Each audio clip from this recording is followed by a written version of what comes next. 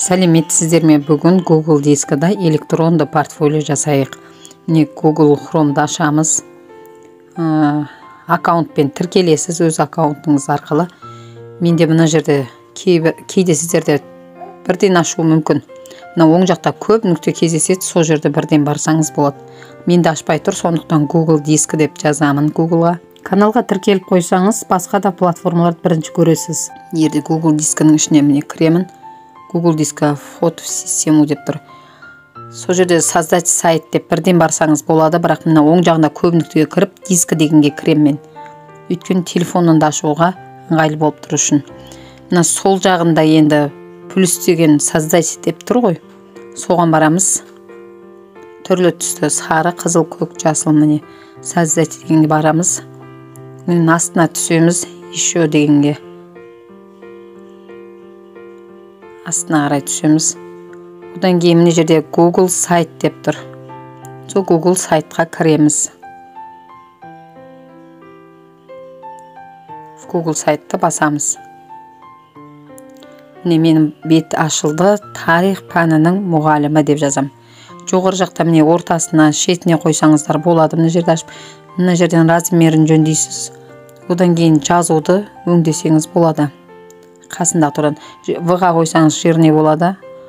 Мына ай деген белгіге қойсаңыз курсив болады. Өзіңіз курсив қойғыңыз келсе. Өстіп тарих пәнінің мұғалімі.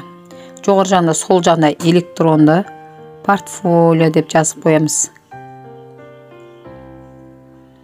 Енді мына жер изменить изображение деп шығып тұр. Соған барамыз. Артқы фон өзгерту үшін таңдаймыз суретті. Ашылып жатыр қазір. Осы жерден өзіңіз қайсына қойғыңыз келеді. Мен блокнотты аламын бұл жерден.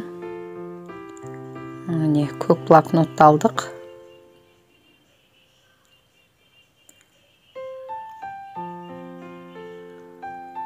Сонда менде тарих пәнінің мұғалімі міне шығып тұр. Енді келесі бетті құрамыз. Екінші бетті құру үшін мына жерде страница деп тұр ғой, мына оң жағында вставка, страница, тема деп тұр. Сол жерден страницаға барамыз.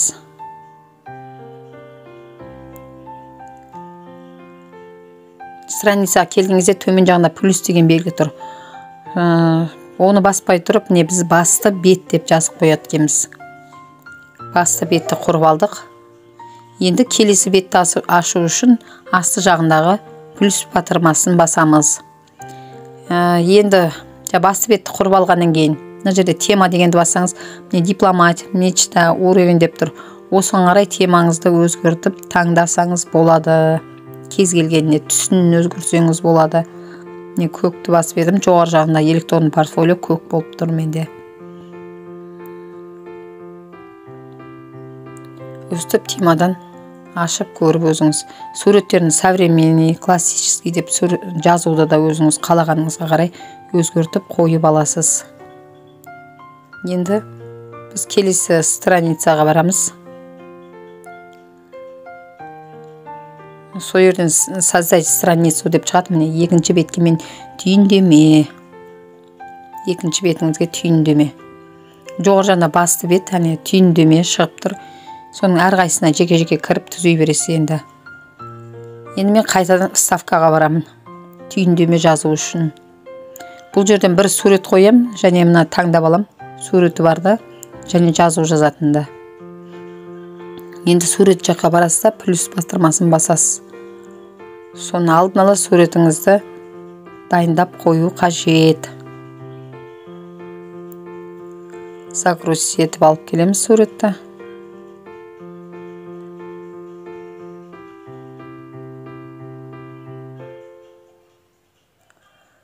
Енді өзім жайлы тақырыбын жазып қоямын. Өзім жайлы деп. Асты жағына ретімен өзіңіз жазып жазыстан негізді. Міне мен жазып шықтым. Аты жөні, туған жылы, бітірген оқу орны, білімі, санаты, еңбек өтілі, телефоны, емайл, жұмыс істеу сайттарым. Өзім жайлы мәлімет. Создать дегенге страницаға барып, создать страницу плюсті басамыз. Келесі бетті атын жазып қоямыз енді. Түйіндеме дайын болды. Енді мен құжаттарды енгіземін. дайын болды деймін. Жоғары жақта міне құжаттар деп шықты.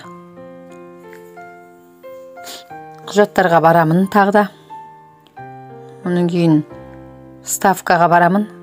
Құжаттарға мен диплом, төл құжат енгізем және категориясы жаңағы сертификатын енгізем. Сол үшін үшеуін таңдап алдым осындай.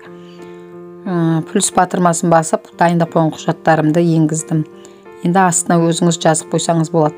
Мысалы, төл құжат, диплом,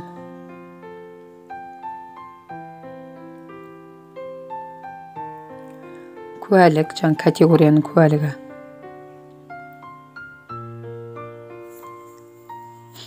Үстіне барып басып, суретті өңдеп, размерін келтіріп аласыз. Жазумен қосып тағы да реттесеңіз болады. Негізі одан кейін оң жақ, мына сол жағындағы красканың сурет тұр ғой, сол жерге барып стиль таңдайсыз. 3 түрлі стиль берілген. Ал енді сурет қойғыңыз келсе, изображение кіресіз, онан выбор суретті таңдауға кіресіз. Жаңағындай осы жерден міне мен қоңырды таңдадым, жаңа. Таңдап алдым. Артқы фоны дайын болды. Енді дипломды қай жыл алдыңыз, куәлікті қай жыл алдыңыз, өзіңіз жазып қойсаңыз болады қосымша ретінде. Төл құжатты қай кезден қай кезге дейін ауыстырасыз, соның бар. Қосымша енгізсеңіз болады. Мына жерде страницаға бардым, төмен жағына плюсті бастым, создать страницу деп шықты, ол жерге жетістіктер деп жазамыз міне. Одан кейін готово деген басамыз. Жетістіктер бөлімі міне дайын болды. Төртеуін мында вставкаға келдім. Мен енгізетін грамотам санына қарай төртеуін басып алдым. Мына плюстің үстін басқаннан кейін загрузка бөліміне барасыз. Дайындап қойған грамотаңызды жүктейсіз. Үстіндегі 4 бұрыштыны бассаңыз, диплом өзінің формасына келеді. Астына қандай байқау екені туралы жазып қойсаңыз болады. Келесісінде дәп осылай енгізіп отырасыз. Загрузка бөліміне барасыз, келесі грамотаны енгізесіз. Жоғары жағына 4 бұрыштыны бассаңыз, грамота толық көрінеді.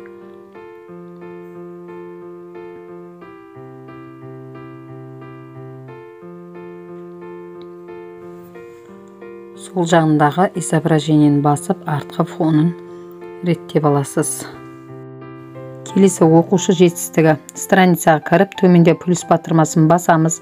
Сонда оқушы жетістігі деген жазамыз да. Енді вставкаға барамыз. Бұл жерде мен вставкадан екеуін ғана таңдадым. Тағы да плюстің үстін басасыз, грамотаны енгізесіз. Келесісінде осылай енгізесіз. Плюсті бассаңыз, загрузка бөліміне кіресіз. Мына 4 бұрышты тұр, соны басыңыз. Грамота орнына келеді. Астына өзінің тақырыптарын енгізіп қойсыз. Енді изображениеге барып, артқы фонын реттейсіз.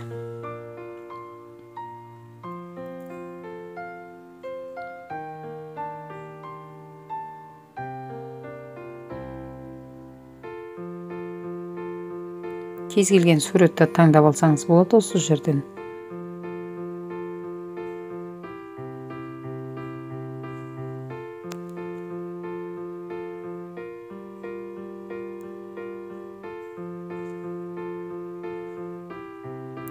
Енді создать страницу тағы да. Келесіміз YouTube каналдағы сабақтарды енгіземіз. Ол үшін страницаға барып, тағы да плюс батырмасын бастық. Создать страница деп шықты, тақырыбын жаздық, YouTube сабақтары деп.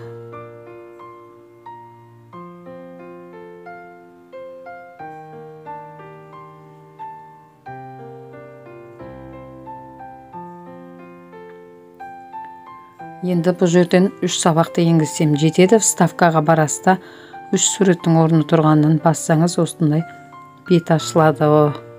YouTube каналға кіресіз. Каналдағы сабақтың атын жазсаңыз шығады.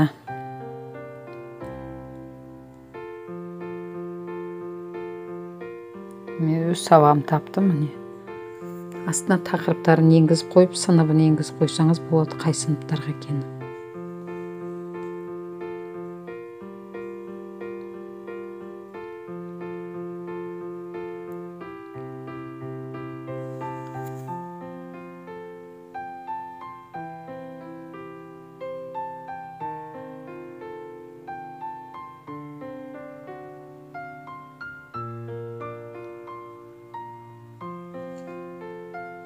үстінен басып тұрып ретте формасын келтіріп алсаңыз болады.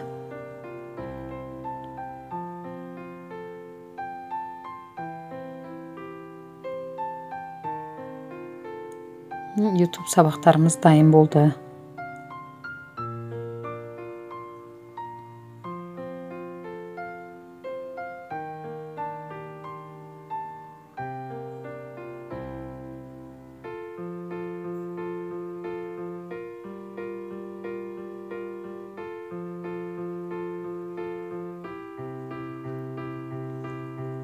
Бұл артқы сол жағына барамыз. Сол жерде артқы фонына сурет таңдап аламыз. Және темаға кіріп, бұның да жоғары жағындағы тақырыптарын, түстерін өзгертсек болады. Маған көк түс болады осы, міне таңдап қойдым. Енді сақтау үшін портфолиомыз дайын болды. Опубликовать дегенді басамыз. Жоғары жағына барып. 2023 портфолио дайын. Опубликовать төмен жағынан басамыз. Кішкене күте тұрдық. Енді жоғары жағына барып ссылкасын басамын мен. Ссылка келді. Копировать ссылку жасап аламын. Қайта мен ашып жүрмеймін. Одан кейін WhatsApp номеріме барамда. WhatsApp'ты компьютерден ашып қойғанмын. Осы жерге вставка деймін. Ссылканы әкеп қоямын. Және отправить деймін. Портфолиомыз дайын болды. Сау болыңыздар.